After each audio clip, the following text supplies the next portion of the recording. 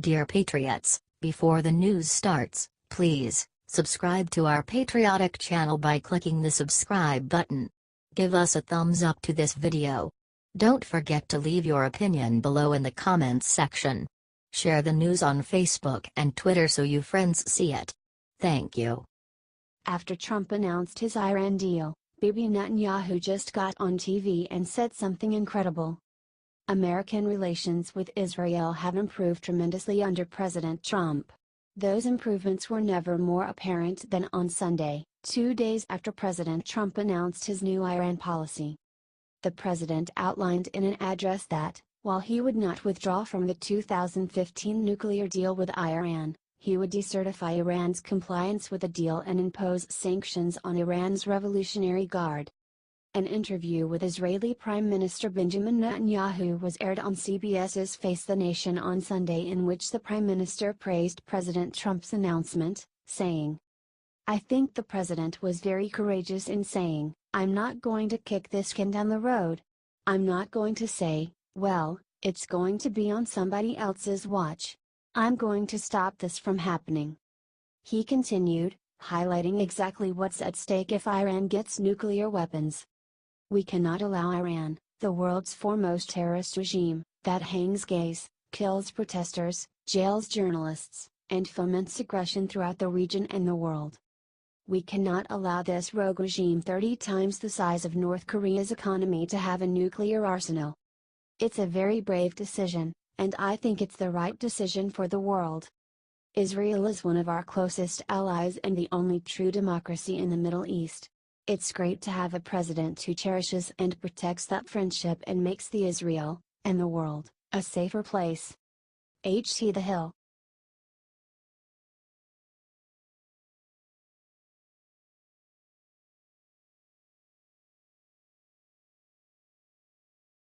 Kellyanne Conway just revealed what she secretly does every day at the White House. White House counselor Kellyanne Conway spoke about her faith during an interview at the Value Voters Summit on Friday. Conway is a strong Catholic and told interviewer Tony Perkins, president of the Family Research Council, that her faith is the bedrock of her life, saying, "I don't know how I could do any of this without my faith, and that's because it's a bedrock, because when you are raised in a faith-centric household you realize from the very beginning that there is always something bigger and better than you." She continued, "That sort of humility is an important attribute to take to any position that has such great gravity and responsibility as I feel ours do in the White House." Conway spoke about how happy she is to serve her country, and how being a Christian informs her service.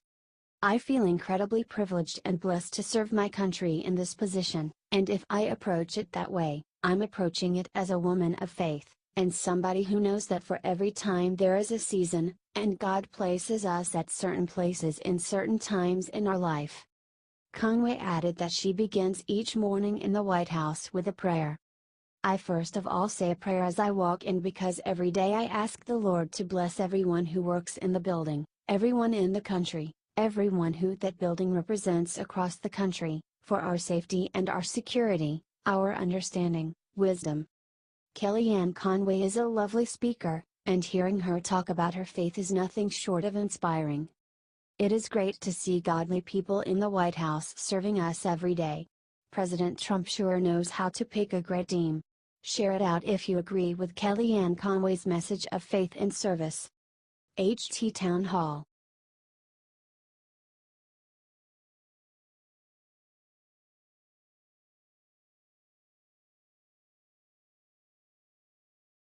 When college tries to cancel anthem, these patriotic players do something amazing. The NFL is a mess. Players are disrespecting our flag and country, ratings are in the toilet, and public perception of the league is at all-time lows. But there are still good people in the game. When college football players in Hartford, Connecticut got word that the anthem would be canceled, they made a move that will make Americans proud. They joined their fans and sang the national anthem a cappella. The anthem was canceled due to technical difficulties, according to Fox News. But those failures allowed these Americans to show how devoted they are to our flag. It was a fantastic display of unity and patriotism and gave everyone in the crowd, the teams, And hopefully those who watch the video, chills of hope for a better United States of America and happiness to see us as a society beginning to heal, despite the polarization we see among the citizens and our politicians, player Ethan Sirachi said. So while millionaire professional athletes are kneeling, these players are singing. Comment USA. And share if you love our anthem. These Americans definitely do.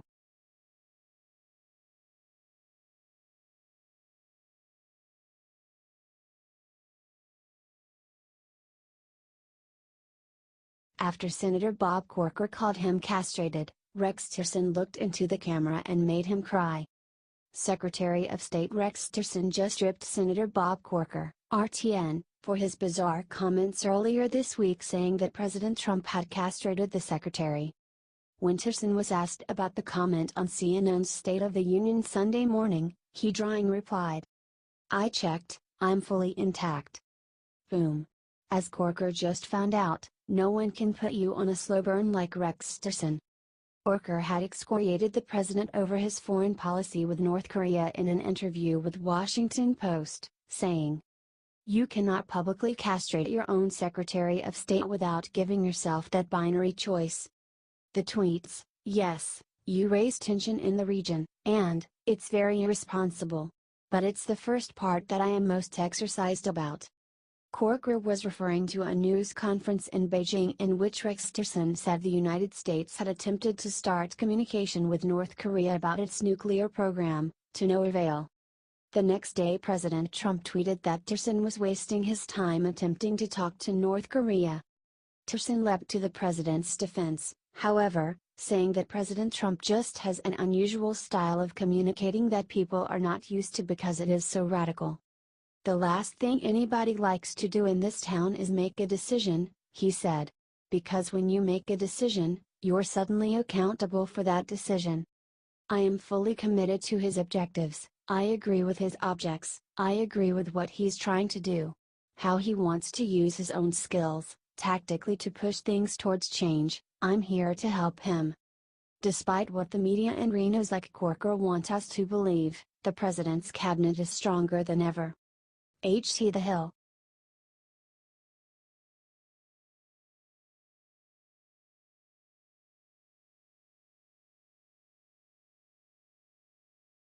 Nikki Haley just let loose on false reports with 2 words that put the media to shame.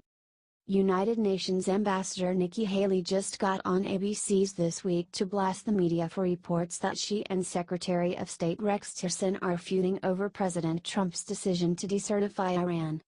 Interviewer George Stephanopoulos referenced a Politico report quoting an anonymous White House official that stated that the tension between Haley and Tillerson was reaching World War III levels. The report claims that Nikki Haley supported decertification, while Tillerson was extremely opposed to the measure and resentful of Haley for supporting it. Haley set the record straight with 2 words: dramatic and ridiculous. "That's so dramatic. That's so ridiculous. No. I think what you have is sometimes Secretary Tillerson and I have different opinions, but when we come into the NSC, National Security Council, everybody has different opinions." She continued, "I have my relationship with Secretary Tillerson or General Mattis, or anyone else, it's all a great relationship because we are all looking out for the best interest of America. The mainstream media seems to be trying to divide our leaders and loosen the American people's faith in their talents and abilities. It is a shame that Trump's highest level officials have to constantly go to reporters to refute false stories. But every time they do, the media loses a little bit more credibility, and will hopefully eventually become more honest." HT The Hill.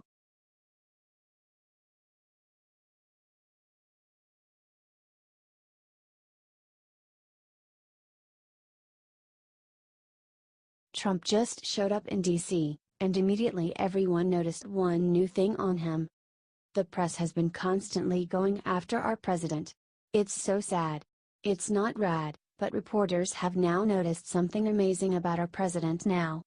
Sources are now saying that it's the happiest they have seen him since the election. God bless him. Trump deserves to feel good. He's worked his butt off to make the economy killer. The stock market has increased by $5.2 trillion since the election. It has also reached the lowest unemployment rates in 16 years, according to Trump. Share this to send good energy to our president. Let's make this go viral by spreading it everywhere and commenting "Go Trump Go." He deserves it.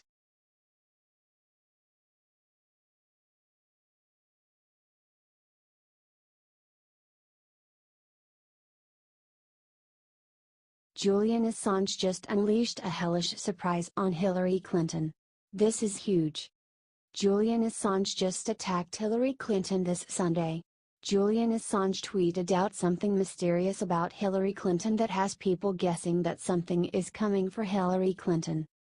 Julian Assange then pointed out the campaign to claim that WikiLeaks is a Russian-owned institution. He pointed out that even Barack Obama and several Obama officials said that WikiLeaks and Russia were not tied. Then he just dropped a bombshell on Hillary Clinton. Share this if you agree with Julian that Hillary Clinton is creepy. Phew. That's a Sunday night burn if anyone's ever seen one.